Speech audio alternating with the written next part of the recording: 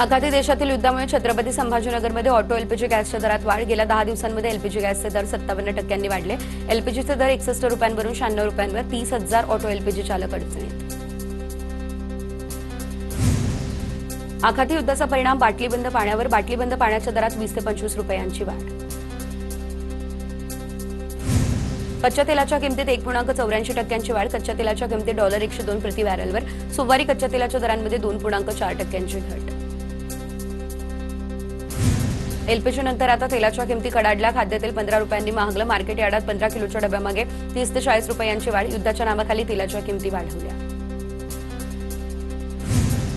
अंगणगावमधील मायबोली कर्णबधीर निवासी विद्यालयाला गॅस टंचाईची झळ। 1 दिवस पुरेल एवढाच गॅसचा साठा। मंत्री छगन भुजबळ यांचे सिलेंडर पुरवठा सुरळीत करण्याचे तातडीचे आदेश। जळगावच्या मुक्ताईनगरमधील 2 पेट्रोल पंपांवरील पेट्रोल संपल्यानं पंप बंद करण्याची वेळ। करहा काकोडामध्ये दोन्ही पेट्रोल पंप बंद झाल्याचे पोस्टर। प्रवाशांची गैरसोय। पिंपरी चिंचवडमध्ये गॅस टंचाईमुळे सरकारी कार्यालयांमध्ये काम करणाऱ्या कर्मचाऱ्यांना फटका। सरकारी कर्मचाऱ्यांसाठी कार्यालयाजवळ असलेल्या उपाहारगृहात गॅस टंचाईमुळे मोजकेच पदार्थ। कर्मचाऱ्यांच्या जेवणाचे हाल। कराड तालुक्यामध्ये घरगुती गॅस सिलेंडरचं वितरण आणि पुरवठा सुरळीत सुरू। ग्राहकांच्याकडून पेंडिंग केवायसीची पूर्तता। केवायसी नसल्यानं बुकिंगसाठी ग्राहकांना अडचण येत असल्यानं ग्राहकांचे हाल। धुळे जिल्हा पुरवठा खात्याच्या वतीने विविध ठिकाणी कारवाई, तर हॉटेल, खानावळ, चहा दुकान या ठिकाणी पुरवठा खात्याची कारवाई। 2 दिवसांच्या कारवाईमध्ये 31 घरगुती वापराचे सिलेंडर जप्त। रायगडच्या हातनोली या ठिकाणी टूथ माउंटन रिसॉर्टवरती प्रशासनाची कारवाई। खालापूर तहसीलदार अभय चव्हाण यांच्या नेतृत्वाखाली पुरवठा विभाग आणि तहसील प्रशासनाचा छापा। कारवाईमध्ये 7 गॅस सिलेंडर जप्त। लातूरच्या कृषी उत्पन्न बाजार समितीच्या शेतकरी कॅन्टीनला गॅस तुटवड्याचा फटका। कृषी उत्पन्न बाजार समितीत अवघ्या 5 रुपयांमध्ये शेतकऱ्यांच्या जेवणाची सोय। अहिल्यानगर या ठिकाणच्या छोट्या व्यावसायिकांना अमेरिका इराण युद्धाचा फटका। हॉटेल व्यवसाय आणि नाश्ता सेंटर चालक सध्या मोठ्या अडचणीत। व्यावसायिक गॅसवरती निर्बंध आले त्यामुळे अनेक ठिकाणी गॅसचा तुटवडा निर्माण। नाशिकमध्ये व्यावसायिक गॅसचा गुढीपाडव्याच्या साखर गाठींवरती परिणाम। व्यावसायिकांकडून साखर गाठींचा पाक डिझेलच्या भट्टीवरती तयार केला जातोय, तर खारगाठींच्या दरात 30% वाढ झाली। नागपूरमधील प्रसिद्ध श्रद्धा फणसांमध्ये गॅस अभावी चहा आणि मिठाई बनवण्याचं काम बंद। चहा आणि मिठाई प्रोसेसिंगला जास्त गॅस लागतो त्यामुळे बंद। अजूनही एलपीजीचा पुरवठा सुरळीत झालेला नाही त्यामुळे नाराजी आहे।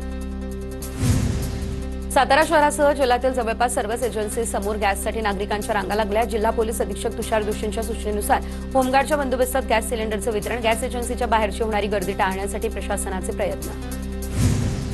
साताराच्या जावळीमध्ये पंचायत समिती सभापती निवडी दरम्यान शिवेंद्र राजे आणि शशिकांत शिंदे यांची छुपी युती। शिवसेनेचे जिल्हाप्रमुख असलेले अंकुश बाबा कदम यांचा आरोप। आम्हाला अंधारात ठेवून दोन्ही नेत्यांनी हातमिळवणी केली। अंकुश बाबा कदम यांचा हा आरोप।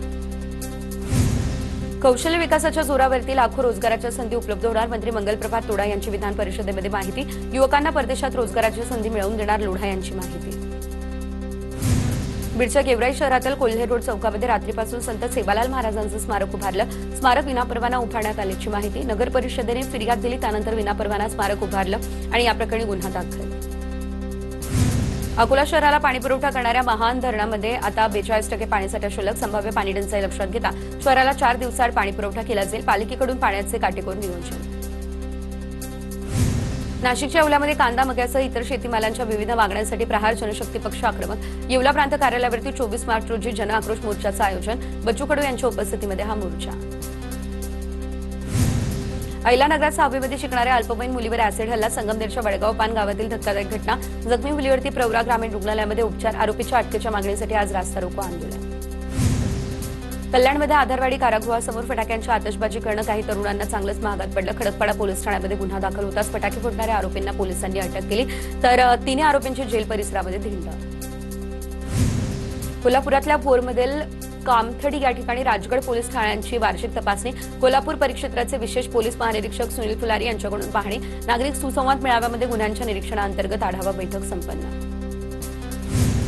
बीडमध्ये अंबाजोगाई शहरासह ग्रामीण भागामध्ये वादळी वाऱ्यासह अवकाळी पाऊस। अवकाळी पावसामुळे शेती पिकांचं नुकसान। वादळी वाऱ्यामुळे आंब्याचा मोहर आणि कैऱ्यांचं मोठं नुकसान।